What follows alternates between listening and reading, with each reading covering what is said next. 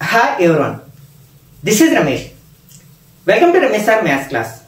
మనం ఆప్టిట్యూడ్ లో భాగంగా డేటా ఇంటర్ప్రిటేషన్ అనే టాపిక్ ని డిస్కస్ చేస్తున్నాం కదా. ఆల్రెడీ ఈ టాపిక్ లో భాగంగా ఒక పార్ట్ ని అప్లోడ్ చేయడం జరిగింది. ఆ పార్ట్ లో మనకి టేబుల్స్ రిలేటెడ్ క్వశ్చన్స్ ని సింపుల్ గా ఎలా ఆన్సర్ చేయొచ్చు అనేది డీటెయిల్ గా డిస్కస్ చేయడం జరిగింది. ఒకవేళ మీరు ఆ వీడియో మిస్ అయినట్లయితే ఆ వీడియో లింక్ ని పైన కార్డ్స్ లోను అలాగే కింద డిస్క్రిప్షన్ లోను ఉంచుతాను, అక్కడి నుంచి చూడొచ్చు. ఈ రోజు పార్ట్ 2 లో భాగంగా పై డయాగ్రామ్, దీన్నే పై చార్ట్ అంటారు. పై చార్ట్ ని బేస్ చేసుకుని ఈ డేటా ఇంటర్ప్రిటేషన్ లో భాగంగా అడిగిన ప్రీవియస్ క్వశ్చన్స్ ని సింపుల్ గా ఎలా ఆన్సర్ చేయొచ్చు అనేది ఎక్స్ప్లెయిన్ చేయడానికి ప్రయత్నిస్తాను. కాబట్టి వీడియోని స్కిప్ చేయకుండా చివరి వరకు చూడడానికి ప్రయత్నించండి. నచ్చినట్లయితే లైక్ చేసి మీ ఫ్రెండ్స్ కూడా షేర్ చేయండి. ఇక్కడ మనకి ఈ డేటా ఇంటర్ప్రిటేషన్ కి సంబంధించిన క్వశ్చన్స్ ని ఆన్సర్ చేసినప్పుడు ముఖ్యంగా మనకి పర్సంటేజ్ అండ్ రేషియో లాంటి కాన్సెప్ట్స్ మనకి చాలా సహాయపడతాయి అన్నమాట. ఓకే, మనకి ఇక్కడ డేటాని ఇలా సర్క్యులర్ ఫామ్ లో, అంటే ఇక్కడ వీటిని సెక్టర్స్ అంటాం. ఈ భాగాలని ఈ సర్కిల్ లో కొన్ని భాగాల రూపంలో ఎక్స్ప్రెస్ చేయడం జరిగింది కదా. ఆ భాగాలని ఆ పార్ట్స్ ని మనం సెక్టర్స్ అంటాం, త్రిజ్యాంతరాలు అంటాం అనమాట. ఆ సెక్టర్స్ రూపంలో రిప్రజెంట్ చేయడం జరుగుతుంది అనమాట. ఇక్కడ మనకి ఈ మొత్తం సర్కిల్ ని మనం లెక్కలోకి తీసుకున్నప్పుడు పర్సంటేజ్ లో అయితే దాన్ని 100% గా తీసుకుంటాం, అలాగే యాంగిల్స్ రూపంలో అయితే 360 డిగ్రీస్ గా తీసుకుంటాం అనమాట. ఇక్కడ మనకి ఒక సెక్టార్ లో ఈ రెండు రేడియస్ ల మధ్యలో ఉన్న యాంగిల్ ని సెంట్రల్ యాంగిల్ అంటాం, అంటే కేంద్ర కోణము అంటాం అనమాట. దాని రిలేటెడ్ గా క్వశ్చన్స్ అడగొచ్చు, లేకపోతే పర్సంటేజ్ రిలేటెడ్ గా క్వశ్చన్స్ అడగొచ్చు. మనం సింపుల్ టు కాంప్లెక్స్ వెళ్దాం. ఫస్ట్ సులభంగా ఉండే క్వశ్చన్స్ ని ఎలా ఆన్సర్ చేయాలో చూసి తర్వాత కొంచెం కాంప్లికేటెడ్ గా ఉండే క్వశ్చన్స్ ని ఆన్సర్ చేయడానికి ప్రయత్నిద్దాం. ఇక్కడ ఫస్ట్ క్వశ్చన్ ఏంటంటే, ఇవ్వబడిన వృత్త రేఖా చిత్రము 2021 సంవత్సరంలో వివిధ రకాల కార్ల ఉత్పత్తిని చూపుతుంది. ఇవ్వబడిన వృత్త రేఖా చిత్రమును అధ్యయనం చేసి క్రింది ప్రశ్నకు సమాధానం ఇవ్వండి. ఇక్కడ మనకి 2021 సంవత్సరంలో వివిధ రకాల కార్ల ప్రొడక్షన్ ని ఈ వృత్త రేఖా చిత్రంలో సూచించారనమాట, పర్సంటేజ్ రూపంలో. అయితే దీన్ని స్టడీ చేసి మనకి ఇక్కడ ఇచ్చిన క్వశ్చన్ ఆన్సర్ చేయాల్సి ఉంటుంది అనమాట. 2021 సంవత్సరంలో మొత్తం ఉత్పత్తి 2 కోట్లు అయితే 2021లో టైప్ డి కార్ల ఉత్పత్తిని సూచించే రంగం యొక్క కేంద్ర కోణం ఎంత ఉంటుంది? అంటే మొత్తం ప్రొడక్షన్, అన్ని టైప్స్ ఆఫ్ కార్స్ యొక్క ప్రొడక్షన్ 2 crores అయినట్లయితే టైప్ డి కార్స్ యొక్క ప్రొడక్షన్ ని సూచించే ఈ సెక్టర్ యొక్క ఈ సెంట్రల్ యాంగిల్ ఎంత అని అడుగుతున్నారు అనమాట. ఇంతకు ముందే చెప్పుకున్నాం కదా, ఇక్కడ పర్సంటేజ్ అంటే 100, అలాగే మొత్తం angle, some of the angles అంటే 360 డిగ్రీస్. ఈ రెండింటిని మనం అవగాహన చేసుకున్నట్లయితే ఈ టైప్ ఆఫ్ క్వశ్చన్ ని చాలా ఈజీగా ఆన్సర్ చేయొచ్చు. ఇక్కడ పర్సంటేజ్ లో మనకు టోటల్ ఎంత అవుతుంది? 100% అవుతుంది. అలాగే సమ్ ఆఫ్ ద యాంగిల్స్, మొత్తం కోణాలు మొత్తం ఎంత అవుతుంది? 360 డిగ్రీస్ అవుతుంది అనమాట. ఈ రెండు ఈక్వల్ గా ఉంటాయి. ఇప్పుడు మనకి టైప్ డి కార్లు సూచించే ఈ సెక్టర్ యొక్క పర్సంటేజ్ ఎంత? 20%. ఈ 20% ని మనం యాంగిల్ లోకి మార్చాల్సి ఉంటుంది అనమాట. ఇక్కడ చూడండి, 100% 360. ఇది 20 అవ్వాలంటే మనం ఏం చేస్తాం? 5 తో డివైడ్ చేయండి. బోత్ సైడ్స్ 5 తో డివైడ్ చేసాం అనుకోండి, 5 టేబుల్ 100 లో 20 టైమ్స్ కట్ అవుతుంది. అలాగే 5 టేబుల్ 360 లో 36 లో 7 5s are 35, ఇంకా 1 బ్యాలెన్స్ ఉంది, 10 అవుతుంది. 2 5s are 10. అంటే ఇక్కడ మనకి 20% ఎంతకి సమానం అవుతుంది? 72 డిగ్రీస్ కి ఈక్వల్ అవుతుంది అనమాట. కాబట్టి ఇక్కడ టైప్ డి కార్లను సూచించే సెక్టర్ యొక్క సెంట్రల్ యాంగిల్ ఎంత అవుతుంది అనమాట? 72 డిగ్రీస్ అవుతుంది. అది ఎక్కడ మనకి 4th ఆప్షన్ లో ఉంది కదా, కాబట్టి ఇది కరెక్ట్ ఆన్సర్ అవుతుంది అనమాట. Okay, next second one. క్రింద ఇవ్వబడిన పై చార్టు ఆదిత్య ఖర్చును శాతంలో చూపిస్తుంది. ఆదిత్య నెలవారీ ఆదాయము 54,000. అతను ఆహారం కోసం ఎంత ఖర్చు చేస్తాడు? అంటే ఆదిత్య మంత్లీ తన ఇన్కమ్ ఎంతంటే 54,000 అనమాట. ఈ 54,000 ని ఏ విధంగా ఖర్చు చేస్తున్నాడు అనేది ఇక్కడ పై డయాగ్రామ్ లో సూచించడం జరిగింది అనమాట. ఇక్కడ కూడా మనకి పర్సంటేజ్ లో ఇవ్వడం జరిగింది. అయితే ఇక్కడ అడిగిన క్వశ్చన్ ఏంటంటే, అతను ఆహారం కోసం అంటే ఫుడ్ కోసం ఎంత ఖర్చు చేస్తున్నాడు అంటే ఇక్కడ పర్సంటేజ్ ని మనం రూపీస్ లోకి కన్వర్ట్ చేయాలి. ఓకే, ఇక్కడ మనకి 100% అంతా తీసుకుంటే 100% ఎంతకి సమానం? ఇక్కడ 54,000 కి ఈక్వల్ అనమాట. 54,000 అయితే ఇక్కడ మనకి ఫుడ్ కోసం అలాట్ చేసే పర్సంటేజ్ ఎంత 23%. అంటే మనం 23% ని కాల్కులేట్ చేయాల్సి ఉంటుంది అనమాట. 100% 54,000 అయితే 1% ఏమవుతుంది 54,000 by 100 అవుతుంది. అప్పుడు 23% అంటే బోత్ సైడ్స్ 23 తో మల్టిప్లై చేస్తాం కాబట్టి ఇంటూ 23 అవుతుంది. ఓకే, ఈ 2 zeros గెట్స్ క్యాన్సిల్. ఇక్కడ ఏం మిగిలింది మనకి 540 ఇంటూ 23. ఓకే, ఇక్కడ ఆల్రెడీ 0 ఉంది కాబట్టి 0 ఉంచుదాం. 54 ని 23 తో మల్టిప్లై చేద్దాం. 3 4s are 12, 1 3 5s are 15 plus 1 16, 2 4s are 8, 2 5s are 10.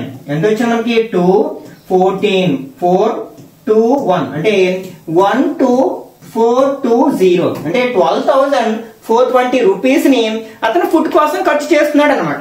ఎక్కడ ఉంది ఇది? 4th ఆప్షన్ లో ఉంది కదా, కాబట్టి ఇది కరెక్ట్ ఆన్సర్ అవుతుంది అనమాట. Okay, next third one. క్రింద ఇవ్వబడిన పై చార్టు ఒక పని దినంలో ఒక విద్యార్థి వివిధ కార్యకలాపాల కోసం గడిపిన గంటల సంఖ్యను చూపుతుంది. అంటే ఒక స్టూడెంట్ తన డే మొత్తంలో ఏ పని కోసం ఎంత సమయాన్ని కేటాయించాడనేది ఇక వృత్తరేఖా చిత్రంలో ఇవ్వడం జరిగింది అన్నమాట. ఇక్కడ గంటల్లో ఇవ్వడం జరిగింది. ఓకే, మనం ఏం చేయాలంటే ఒక రోజులో పాఠశాలలో గడిపిన గంటల శాతము, ఇక్కడ పాఠశాలలో గడిపిన సమయాన్ని మనం శాతంలోకి మార్చాలి. ఇక్కడ గంటల రూపంలో ఇవ్వడం జరిగింది అనమాట. అంటే అతను పాఠశాలలో ఎన్ని గంటలు స్పెండ్ చేశాడంటే 6 hours స్పెండ్ చేశాడు. అది ఎంత పర్సంటేజ్ కి సమానము? ఇక్కడ మనకి పాఠశాలలో గడిపిన సమయం ఎంత 6 గంటలు. ఒక రోజులో ఉంటే మొత్తం గంటల సంఖ్య ఎంత 24. దీన్ని పర్సంటేజ్ లోకి మారుస్తున్నాం కాబట్టి ఇంటూ 100 వేసుకుంటాం. Into 100. Okay, 6 table 1 time 4 times. Next 4 table 1 time, ఇందులో 25 times. 25 ones are 25. అంటే అతను పాఠశాలలో గడుపుతున్న సమయం ఎంత అంటే 25% సమయాన్ని పాఠశాలలో స్పెండ్ చేస్తున్నాడు అనమాట. అది ఎక్కడుంది మనకి? ఫస్ట్ ఆప్షన్ లో ఉంది కదా, కాబట్టి ఇది కరెక్ట్ ఆన్సర్ అవుతుంది అనమాట. Okay, next fourth one. The following pie chart shows the distribution of the percentage of students in various courses at the university. The total number of students in the university 7,000. అంటే ఇక్కడ ఈ pie chart విశ్వవిద్యాలయంలోని వివిధ కోర్సులలో విద్యార్థుల సంఖ్య శాతం పంపిణీని చూపిస్తుంది అనమాట. విశ్వవిద్యాలయంలోని మొత్తం విద్యార్థుల సంఖ్య 7,000 అయితే దీన్ని స్టడీ చేసి ఇక్కడ అడిగిన క్వశ్చన్ ఆన్సర్ చేయాల్సి ఉంటుంది అనమాట. ఓకే, బీకామ్ లో 60% మంది బాలికలు. నెక్స్ట్ బిఎస్సి కంప్యూటర్ సైన్స్ లో 40% మంది బాలురు ఉన్నారు. విశ్వవిద్యాలయంలో బిఎస్సి కంప్యూటర్ సైన్స్ మరియు బీకామ్ కోర్సులలో ప్రవేశం పొందిన మొత్తం బాలికల శాతం ఎంత? ఇక్కడ మనకి ఒక యూనివర్సిటీలో మొత్తం 7,000 మంది స్కాలర్స్ ఉన్నారనమాట. వాళ్ళు ఏ సబ్జెక్ట్ లో ఎంతమంది ఉన్నారనేది ఇక్కడ పై చార్ట్ లో ఇవ్వడం జరిగింది. ఓకే, ఇక్కడ మనకి బీకామ్ లో 60% మెంబర్స్ గర్ల్స్ ఉన్నారు. అలాగే బిఎస్సి కంప్యూటర్ సైన్స్ లో మనకి 40% మెంబర్స్ బాయ్స్ ఉన్నారు. అయితే ఇక్కడ అడిగింది ఏంటంటే బీకామ్ బిఎస్సి కంప్యూటర్ సైన్స్ లో ఉన్న బాలికలు ఎంతమంది, ఎంత శాతం అంటాడు, మొత్తంలో ఎంత శాతం అంటున్నాడు. అంటే ఈ రెండిట్లో ఉన్న బాలికల సంఖ్యను ఫస్ట్ ఫైండ్ అవుట్ చేయాలి, తర్వాత దాన్ని శాతంలోకి మారుస్తాం. ఇక్కడ మనకి ఈ బీకామ్ లో మనకి 60% గర్ల్స్ ఉన్నారు.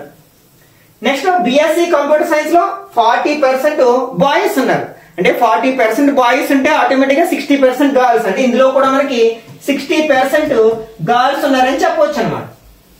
కాబట్టి రెండింటిని కామన్ గా మనం కాల్కులేట్ చేయొచ్చు, ఎందుకంటే రెండింటిలోని గర్ల్స్ యొక్క పర్సంటేజ్ ఈక్వల్ గా ఉంది కాబట్టి. కాబట్టి ఇక్కడ మొత్తం యూనివర్సిటీలో విద్యార్థులు ఎంతమంది అంటే 7,000.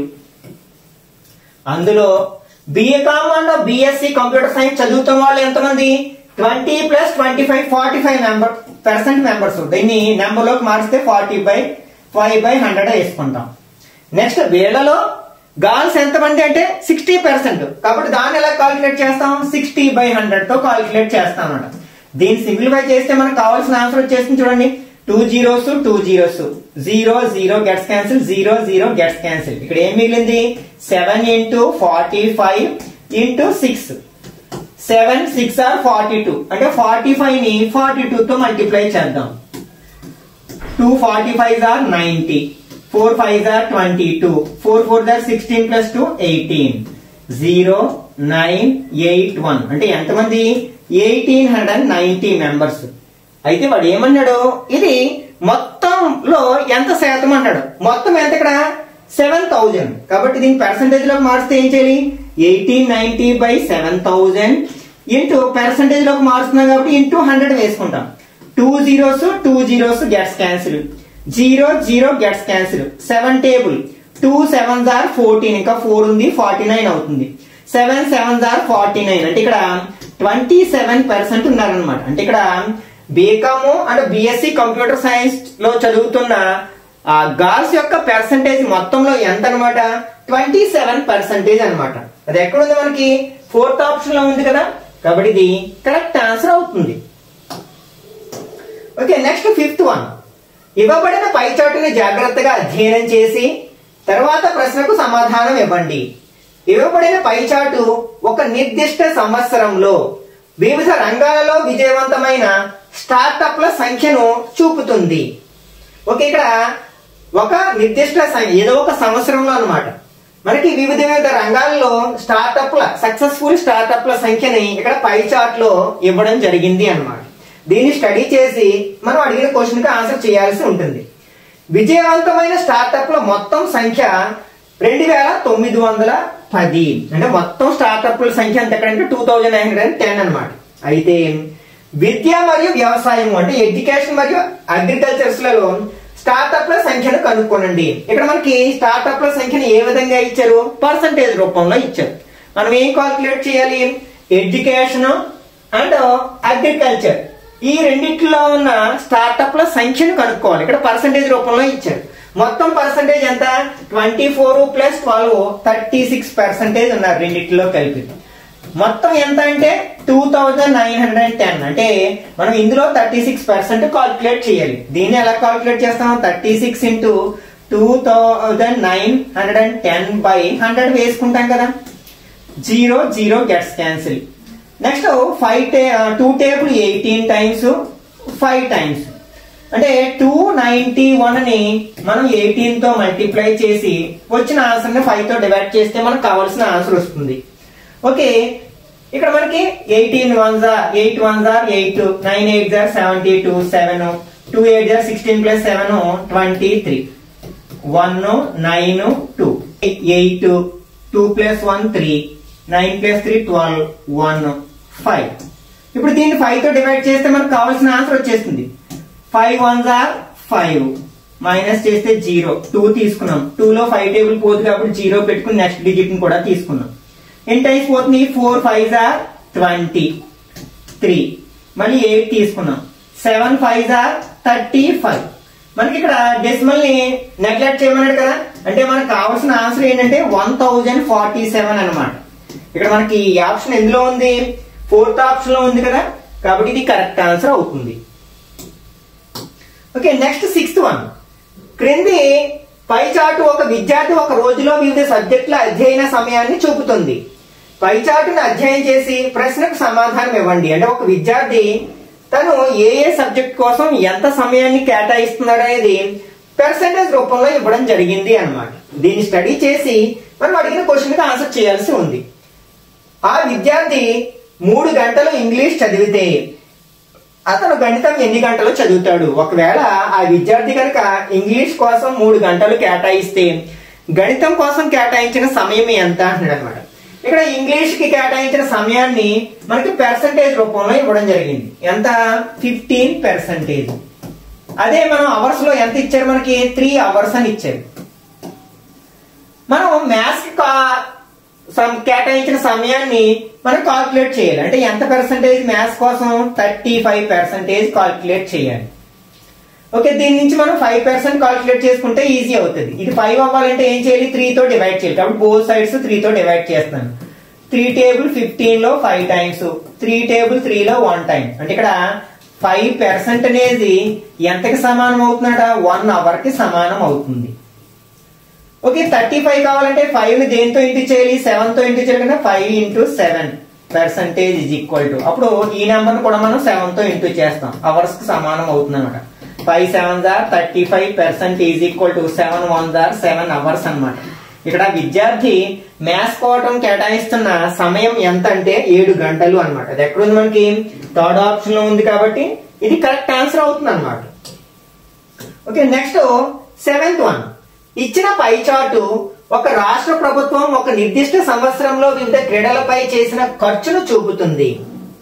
ఓకే, ఇక్కడ ఈ పై చార్ట్ లో మనకి ఒక స్టేట్ గవర్నమెంట్ వివిధ క్రీడల మీద కేటాయించిన ఖర్చులని చూపుతుంది అనమాట. ఇక్కడ కూడా మనకి పర్సంటేజ్ రూపంలో ఇవ్వడం జరిగింది. అయితే ఇక్కడ మనకి అడిగిన క్వశ్చన్ ఏంటంటే టెన్నిస్ మరియు ఫుట్బాల్ కోసం ఖర్చు చేసిన మొత్తము 1,45,000 అయితే ఇచ్చిన అన్ని క్రీడలకు ఖర్చు చేసిన మొత్తము ఎంత?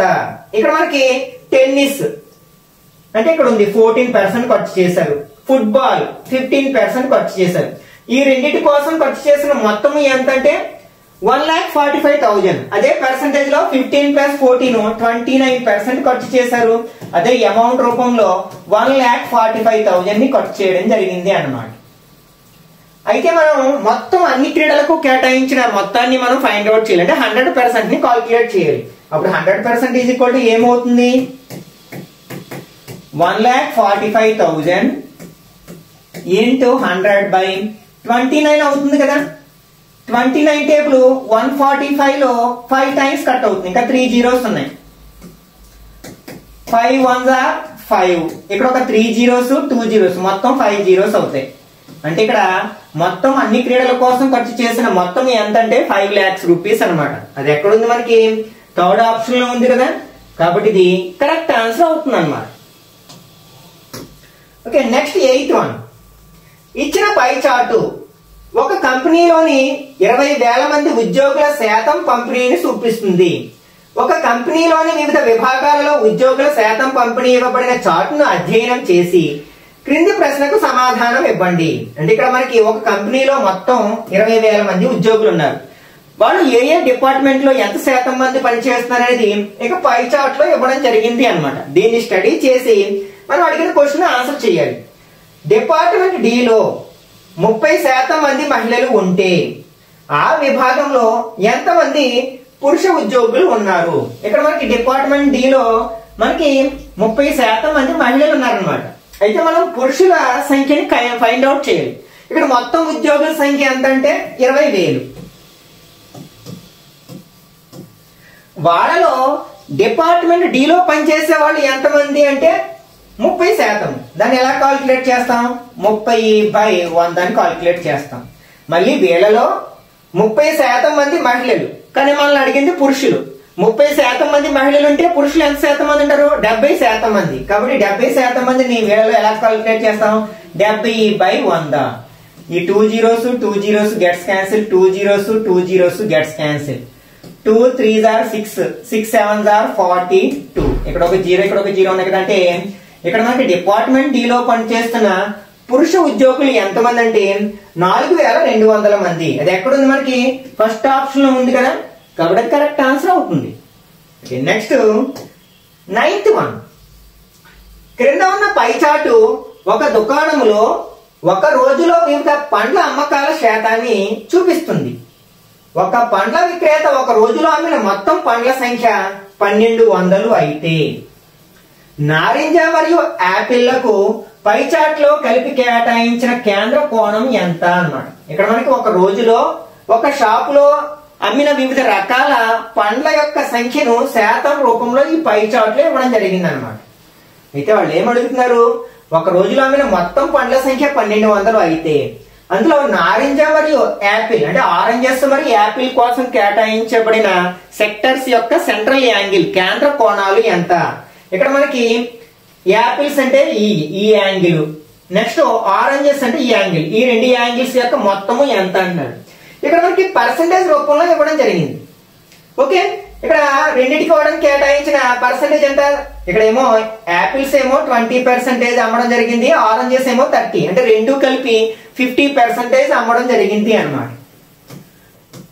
దీన్ని మనకి కోణంలో అడిగారు. ఇంతకు ముందే చెప్పాం ఈ మొత్తం ఎంత అంటే 100% అనుకుంటే అదే సెంట్రల్ యాంగిల్ ఎంత అంటే మనకి 360 degrees అవుతుంది కదా. అంటే 100% 360 అయితే 50% ఎంత 100 లో సగం 50 కదా. కాబట్టి 360లో సగం ఎంత 180 degrees. అంటే ఇక్కడ యాపిల్స్ అండ్ ఆరెంజెస్